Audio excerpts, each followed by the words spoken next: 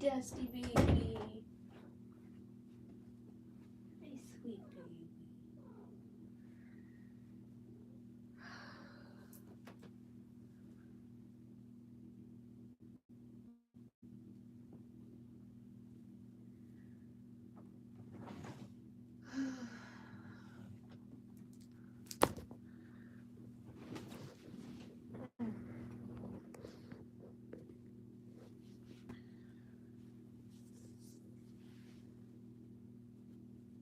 Turn on.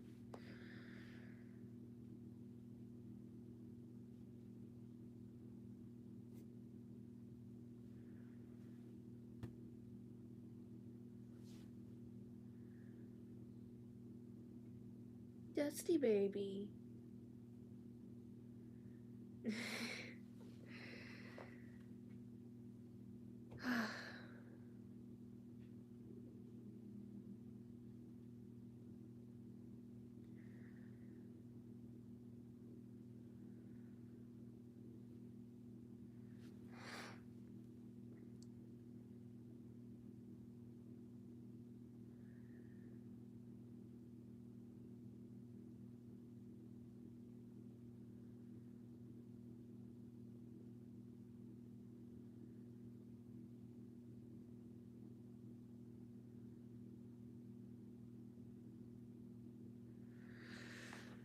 Okay. Do not do what I think you're gonna do. Say the Chinese get through the wall. I don't know Chinese, but I'm actually gonna try. I don't give a fuck about your ads. I will be right back.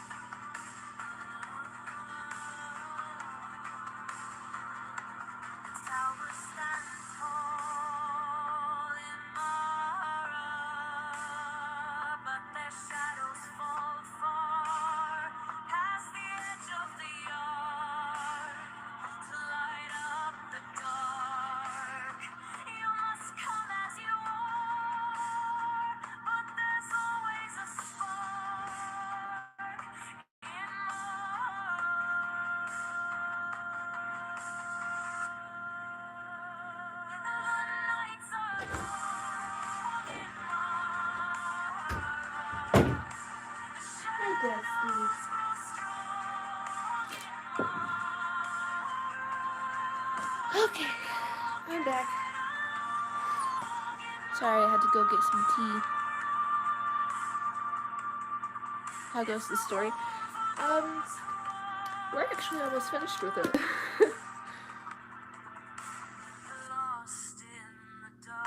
My day was pretty good. Hi, welcome in.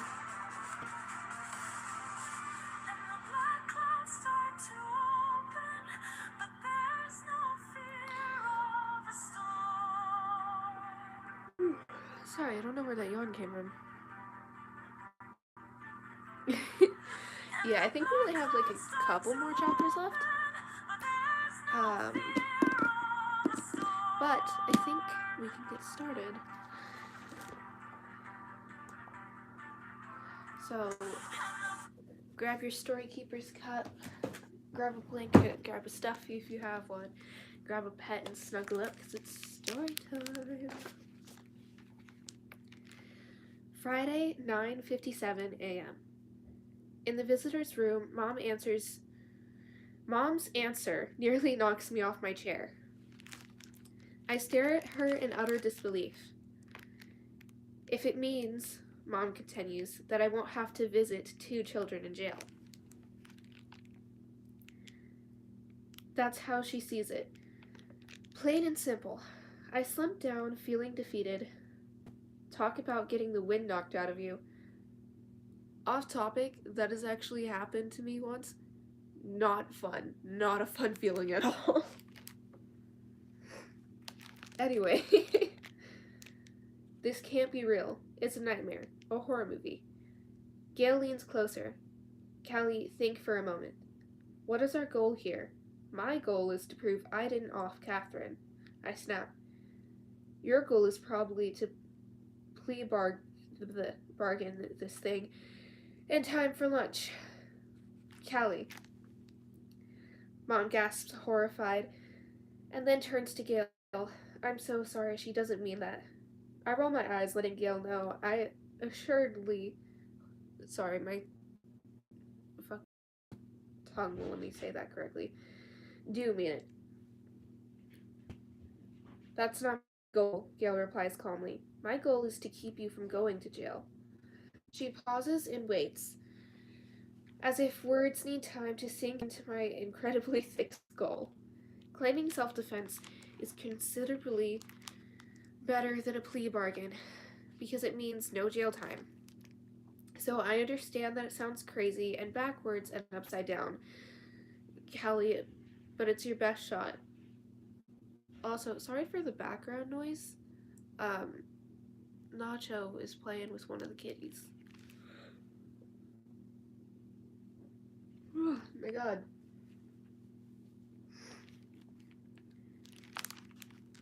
But I didn't offer. I ball my hands into fists as tears of frustration well up in my eyes. I can't stand this. It's so unfair. Mom leans forward and places her hands over mine. Honey, please. Gail's told me about the article you wrote and how angry Catherine was. It makes sense that she could have been angry enough to attack you. I stare at her in complete shock. My own mother is telling me to lie. I pretend I offed someone when I didn't. God.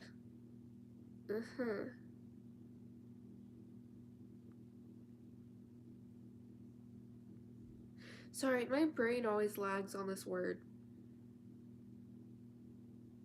It's kind of like munchkin for me. Sometimes I can say, sometimes I can't.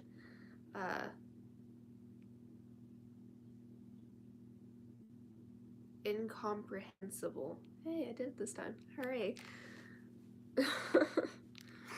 Mom turns to Gail.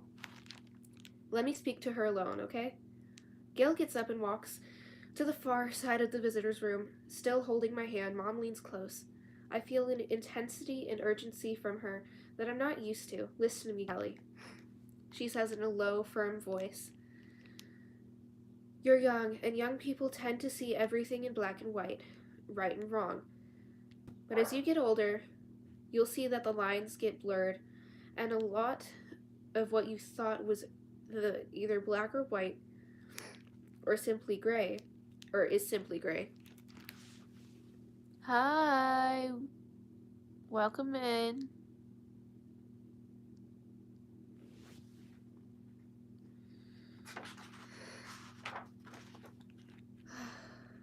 Where was I? You're a smart girl. You know things change, people change, their outlooks change. Even if you can't understand what I'm saying now, I promise that someday you will. You have to believe me on this. A lot of life is about compromising. Usually, someone your age doesn't have to compromise anything nearly this serious. I will be right back.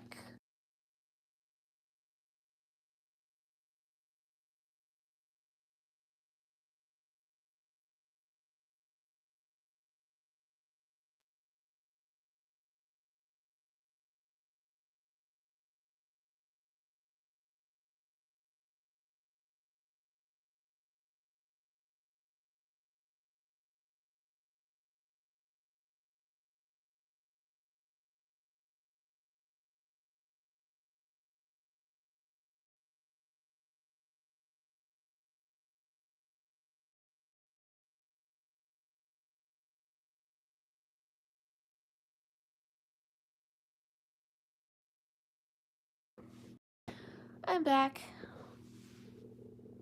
Come here, honey. And we got a Dusty with us. Sweet boy. Yes, sweet boy. Sweet, beautiful boy. But you've already faced a lot of things someone your age doesn't have to face. So maybe you can look at this as just one more of those things. Her grip on my hand is tight. My fucking hair won't stay out of my face. I know she's seen a lot more of life than I have, and knows a lot more than I do. And she loves me, and would never suggest I do anything that would be bad for me. So I tell her I'll think about it. And I mean it. Before she and Gail go, Mom gives me a paper bag with clean clothes, and I ask her to call Slade and tell him where I am. Tell him that if he can come, I'd really like to see him. Oh, are you making tiny biscuits? Oh. Time skip, by the way. A few days after the art. Oh, bless you. That shook your whole body. A few days after the article was in the school newspaper. The fuck kind of name?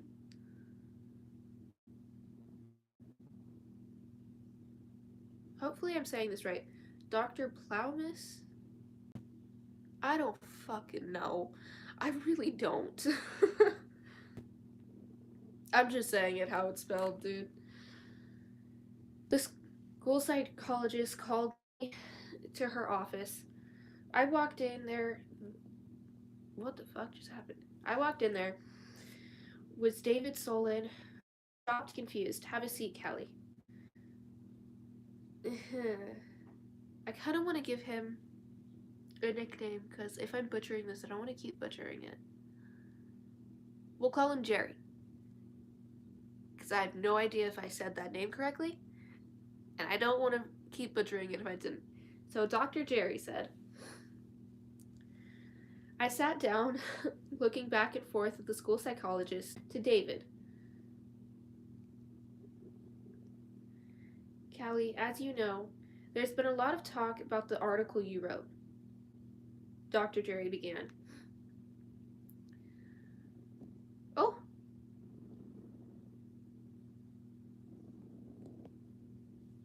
Sweet boy.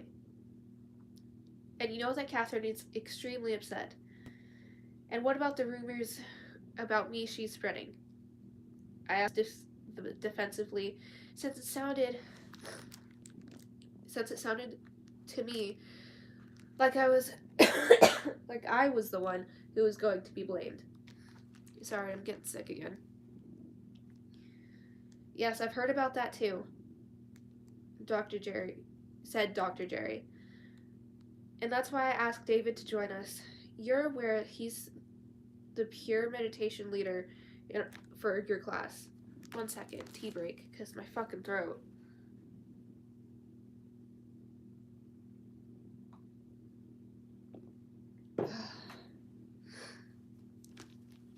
You were so sweet. Yes. You are the sweetest thing ever.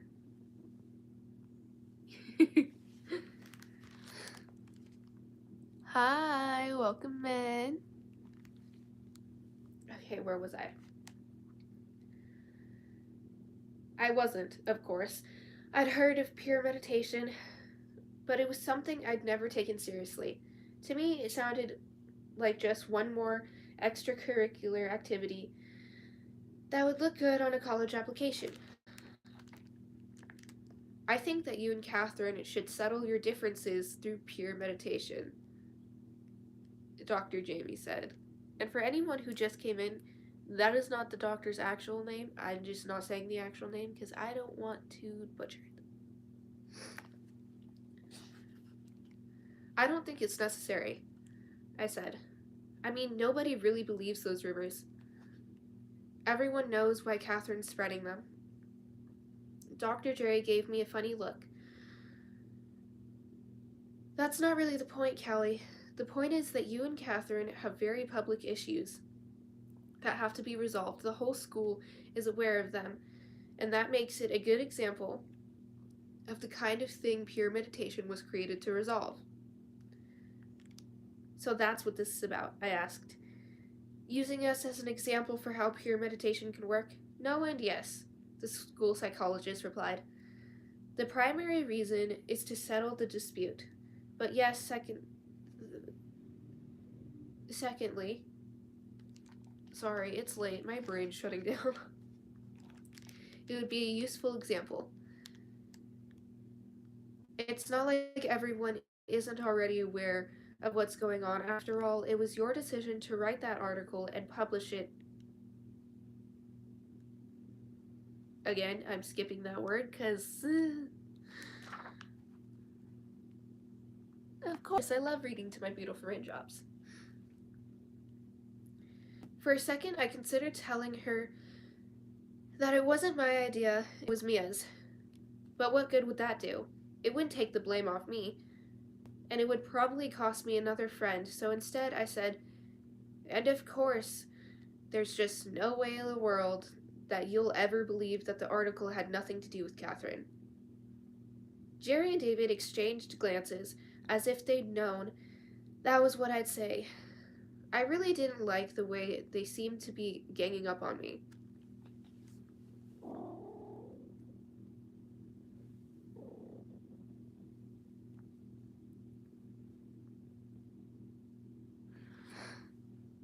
Oh! I just. Hi! I don't know if you're who I think you are, but if you are, hi! Text me.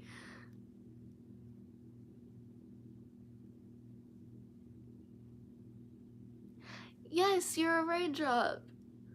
Welcome to the raindrop universe. It's chaotic and crazy here.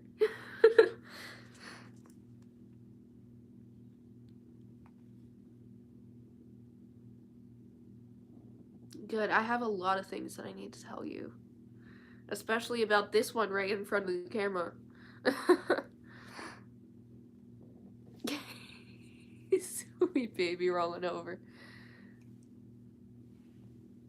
Well, I'm glad you like it here. Hi. Anyway, back to the story. Where was I? It almost doesn't matter what your intention was, Jerry said. The reality, the fuck just happened to my brain, is that no matter what you intended, everyone, including Catherine, believes you wrote the article about her, and I feel that it's important you two sit down and discuss it face to face. David leaned forward. Catherine's already said she's willing to meet. Oh, great, I said, annoyed that they'd already conspired on this. So now I have no choice. If I say no, it just makes me look even worse. Callie, no one is trying to make you look bad, Jerry said. We're just trying to resolve a situation that needs resolution. It's late. My brain's shutting down, so bear with me. I believed her, but I wondered if David had told her everything. Sorry, someone text me.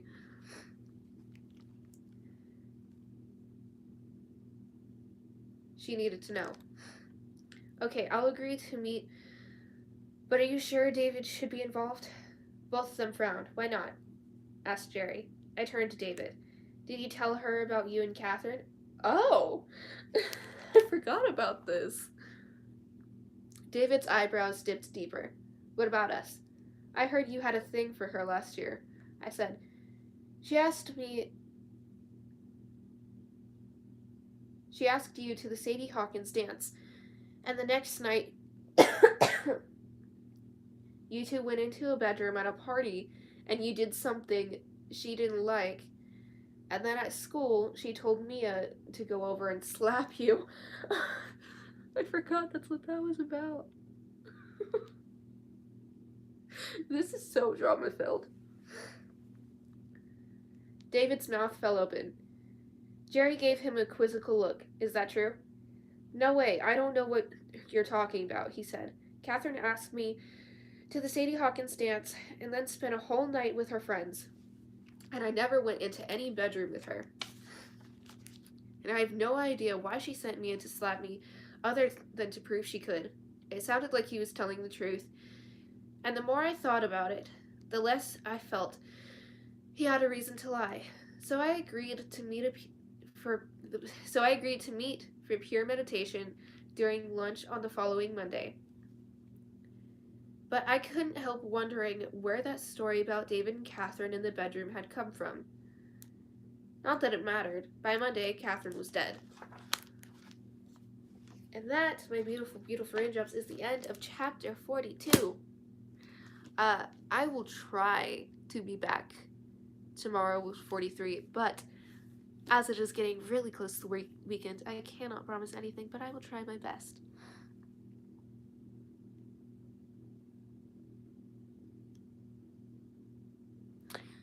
Mondays are the worst. Please do tell me your thoughts and theories in the comments. I'm always in those comments, and I love hearing your thoughts and theories. But until then, good morning, good afternoon, and good night, my beautiful raindrops. Stay spooky, stay weird, stay dreaming, and don't let the maid cats bite.